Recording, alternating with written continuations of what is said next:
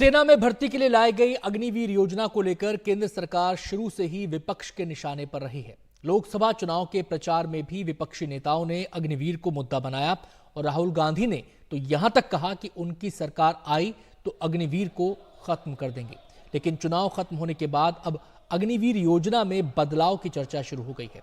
खबर है कि अग्निवीर में बदलाव के लिए चर्चा है। तीनों सेनाओं ने अग्निवीर को लेकर इंटरनल सर्वे किया है। चर्चा में सबसे बड़ा मुद्दा अग्निवीरों को स्थायी नियुक्ति देने का है। अभी 25% सैनिकों को ही सेना में स्थायी नियुक्ति है। अब 60 से 70% सैनिकों को स्थायी नियुक्ति देने पर चर्चा हो रही है।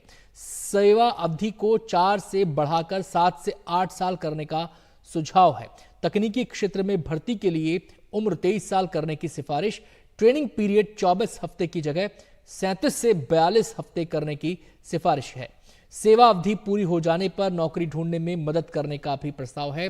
मोदी सरकार में लगातार दूसरी बार रक्षा मंत्री राजनाथ सिंह पहले ही कह चुके हैं कि अगर योजना में कोई कमी दिखती है तो वो सुधार के लिए तैयार हैं। हालांकि आज रक्षा मंत्री राजनाथ सिंह से जब एनडीटीवी इंडिया ने अग्निवीर को लेकर सवाल पूछे तो वो उसे टालते नजर आए।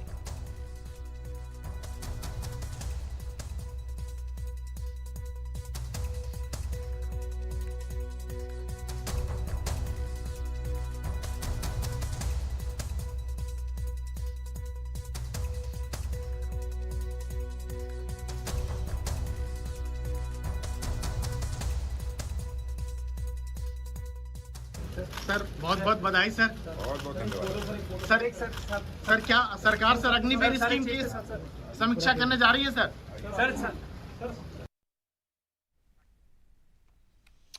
और यहां आपको बता दें कि इससे पहले एनडीए की सहयोगी जेडीयू भी अग्निवीर स्कीम की समीक्षा की मांग कर चुकी है। तमाम पहलुओं पर चर्चा करने के लिए हमारे साथ एक खास मेहमान जुड़ गए हैं। हमारे साथ लेफ्टिनेंट जनरल संजय कुलकर्णी जुड़ गए हैं। इसके अलावा शिशिर दीक्षित चेयरमैन हैं सेंचुरियन डिफेंस एकेडमी के। आप दोनों का बहुत बहुत स्वागत है। सबसे पहले संजय सर का मैं यहां पर रुख करना चाहूंगा। संजय सर, ये जो बदलाव की बात हो रही है इसको आप किस तरीके से देखते हैं? क्या ये एक वेलकम स्टेप होगा?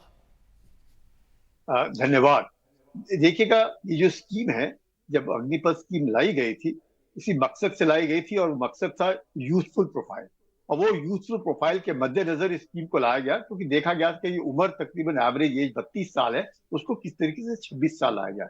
अब 4 साल का ये जो फर्स्ट इनिशियल है, ये अभी तकरीबन 2027 तक पहला बैच जो है वो बाहर आएगा। तब तक ये जो जितनी भी स्कीम है, इंटरनल सर्विस होते रहते हैं, देखना पड़ता है कि कहाँ पे कोई सुधार क्या लाया जा सकता है, किस प्रकार से, क्योंकि कुछ भी हो, नेशनल सिक्योरिटी, ऑपरेशनल इफेक्टिवनेस, इसमें कोई कभी पेशी नहीं होनी चाहिए। इसको मद्देनजर रखते हुए स्कीम में बदलाव लाया जाता है। अब स्कीम में क्या बदलाव लाया जाएगा? अब स्कीम में बदलाव लाना जरूरी किस तरीके से सोचा गया? मेरा ये मानना है कि अग्निपथ की अग्नि परीक्षा है, ये अग्निवीरों का क्या बोलते हैं उसको, पुनर्वास। अगर हम इनका पुनर्वास कर सकते हैं, क्योंकि ये जो नॉर्मल हम लोग जो देखते हैं कि किस प्रकार से जो बुजुर्ग लोग हैं, वेटरन्स हैं, उस कम्युनिटी के द्वारा जो जिस प्रकार से जो एक तरीके से रेजिस्टेंस हुआ है, वो है 25% रिटेंशन के ऊपर, और कोई चीज नहीं है। बाकी जो ऑपरेशनल है, ट्रेनिंग है, वो हम सब संभाल लेते हैं, उसमें कोई दिक्कत नहीं। 25% रिटेंशन के ऊपर जो भी इतना जो बवाल खड़ा हुआ है, 25%। अब उस 25% रिटेंशन को 50% करना है, 60% करना है, वो सरकार पर निर्भर है। मेरा मानना है कि कम से कम 50% अगर रिटेंशन किया जाए तो ये जो स्कीम है बहुत ही आला दर्जा की है, क्योंकि जो ट्रेनिंग है, जो ऑपरेशनल इफेक्टिवनेस है, उसके ऊपर एक तरीके से मैं कहूंगा, जो मैंने लड़के देखे हैं, चाहे वो मैंने लद्दाख में देखे, अरुणाचल में देखे, ट्रेनिंग में देखे, इतना जोश, इतना जज्बा, जुनून, किसी चीज की कमी नहीं है। हम लोग बोलते हैं ट्रेनिंग में कमी है, या हमने उनको वैसे, कोई ट्रेनिंग में कमी नहीं है। उनका बेसिक मिलिट्री ट्रेनिंग, उनका एडवांस मिलिट्री ट्रेनिंग, उनका ऑन द जॉब ट्रेनिंग, उनका night firing, day firing, physical fitness, tactical training, सब में जबरदस्त जोश जज्बा है।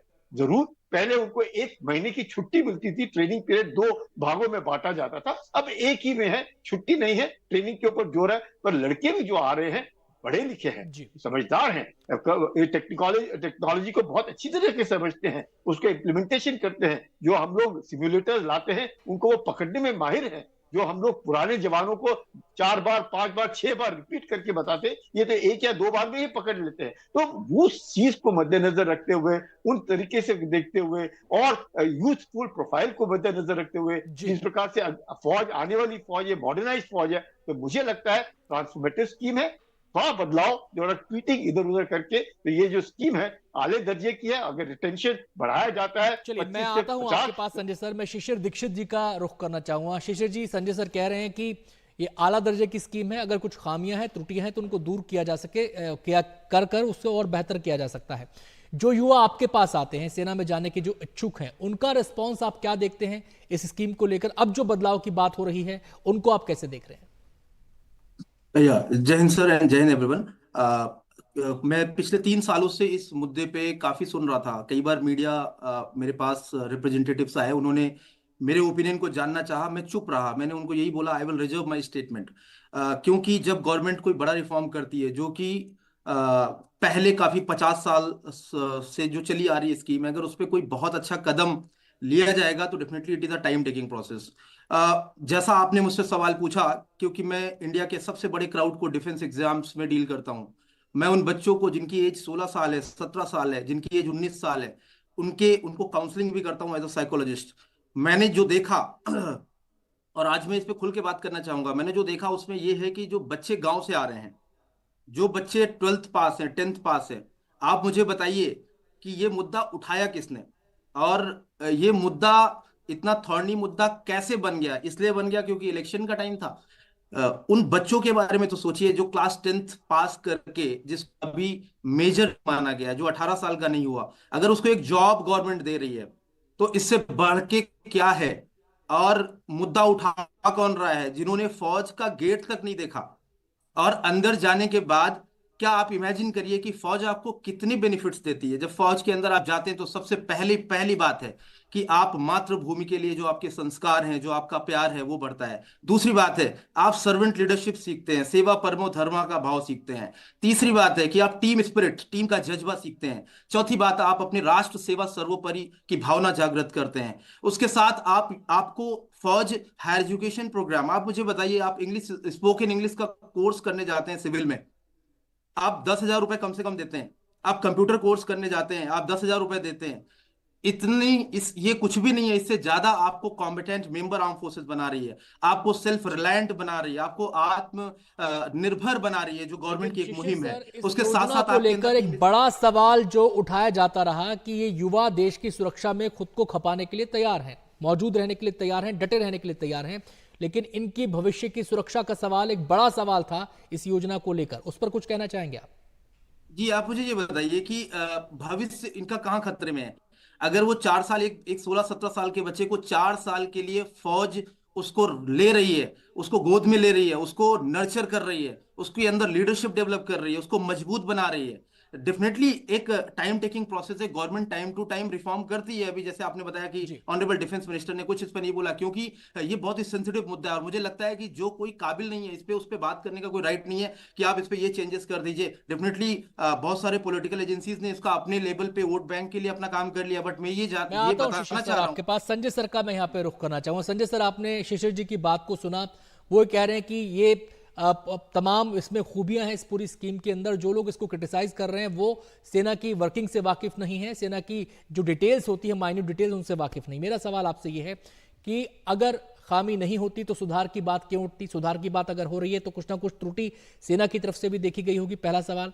दूसरा सवाल ये कि इस स्कीम को लेकर एक बड़ा सवाल ये खड़ा किया गया था, बड़ी जो चिंता जाहिर की गई थी वो ये कि ना तो इसमें ग्रेच्युटी है और ना ही इसमें पेंशन की व्यवस्था है, और दूसरी बात है कि जो कैंटीन वाली स्कीम होती है, जो कैंटीन वाले फायदे होते हैं, वो भी इनको नहीं है। तो क्या आपको लगता है कि इन चिंताओं को एड्रेस किया जाएगा अगर सुधार की बात हो रही है तो?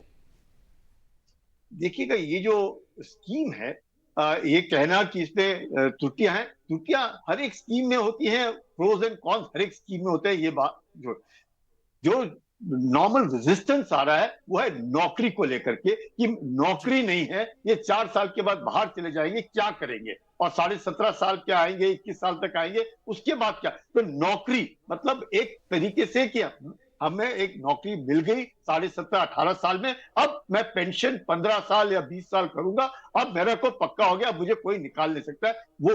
तो मेरा मानना यह है कि उसकी जो सोच है, जो जवान की जो सोच है, ये जो फौज में आना चाहता है, उस उम्र में वो सोच से वो आता था, वो स्कीम थी। अब ये जो सोच है, ये एक फिनिशिंग जी। स्कूल है, जैसे दीक्षित साहब बताया, एक फिनिशिंग स्कूल जिसमें सब कुछ, मतलब आदमी को फिजिकल फिटनेस, उसका ड्रिल, आप उसका हुलिया, उसका चाल चलन, आप एक आदमी को देख करके बता सकते हैं। वो जब 8 महीने, और दूसरी बात मैं बार बार कहूंगा, ये जो 6 महीने की ट्रेनिंग की हम बात करते हैं, 6 महीने नहीं है ये 4 साल के जब वो आया है, जब उसको बेसिक मिलिट्री ट्रेनिंग है 10 हफ्ते की, उसके बाद उसको एडवांस मिलिट्री ट्रेनिंग मिलती है तकरीबन 21 हफ्ते की, उसके बाद वो जाता है ऑन द जॉब ट्रेनिंग, उसको मिलती है 7 हफ्ते की। यानी कि वो काफी ट्रेनिंग लेने के बाद जी। वो फिर अपने पलटन में जाता है, जहां पे उसको भेजा जाता है। तो वो ऐसे नहीं है कि वो बिल्कुल ही उसको कैनन फॉडर के माफिक भेज रखा है, नहीं, बिल्कुल भी नहीं। जी। तो एक ट्रेनिंग, एक जज्बा, एक जोश, एक लीडरशिप, एक तरह से फिजिकल फिटनेस, स्किल्स, और